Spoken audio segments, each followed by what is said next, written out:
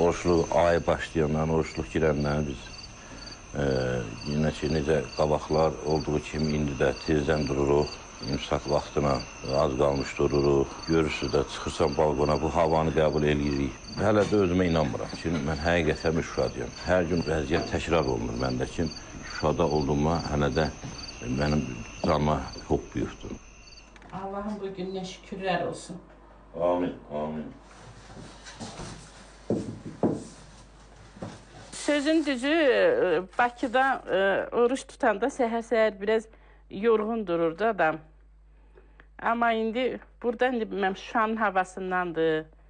Nədirsə, hələ bir 15-20 dəqiqədə tez oyanırıq, həvəslə hazırlaşırıq. Allah'ım sen deyir, orucumu tuturam. Sen orucumu qəbul elə, ya Rəbb. Amin. Artıq gün çıxır. Mehbarə xanım həyat yoldaşını işə yola saldıqdan sonra iftar üçün hazırlıq görməyə başlayır.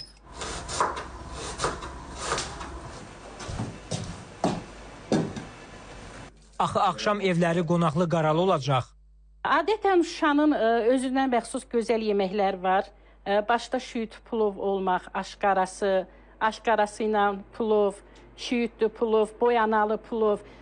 Çox regionlar boyanalı pulov deyəndə onu bilmirlər nədir. O da Şuşanın özünə məxsus gözəl yeməklərindən biridir. İndi mən də bugün iftarımıza aş dəmləmişəm qarayla, sonra çığırtma eləmişəm. Bir də özüm bildiklərim yeməklərdən hazırlamışam.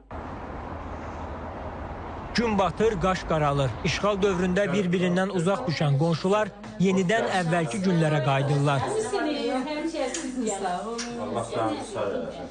Onlar geridə qalan 30 ildə Allahdan ümidlərini heç vaxt üzməyiblər. Nəinki Ramazanda, ilin bütün aylarında bu günü yaşamaq üçün dua ediblər. İndi isə şükür edirlər, arzuları çin olub deyə.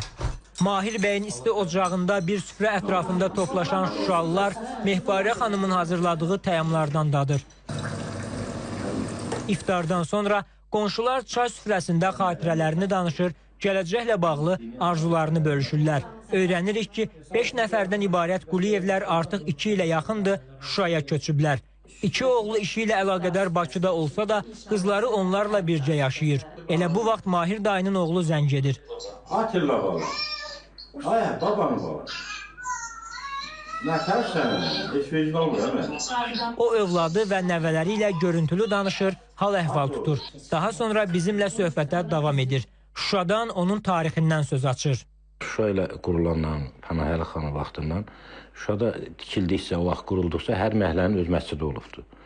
Müsəlman dininin adətləri burada yüksək səviyyədə keçilir. Ancaq Sovet İttifaqı qurulandan sonra o icazələr biraz çox çətinləşib. O vaxtlar yenə oruç tutulurdu. İndi məhərrəmlik ayı keçirilirdi hamısı. Sovet dönəmində o işlər hamısı zəifləyib.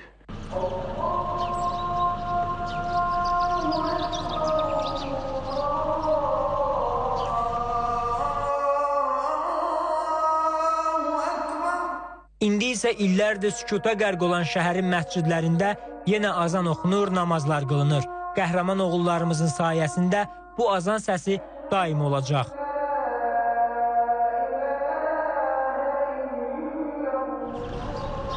Qasım Xuluflu, Sənan Kərimov, İTV Xəbər, Şuşa.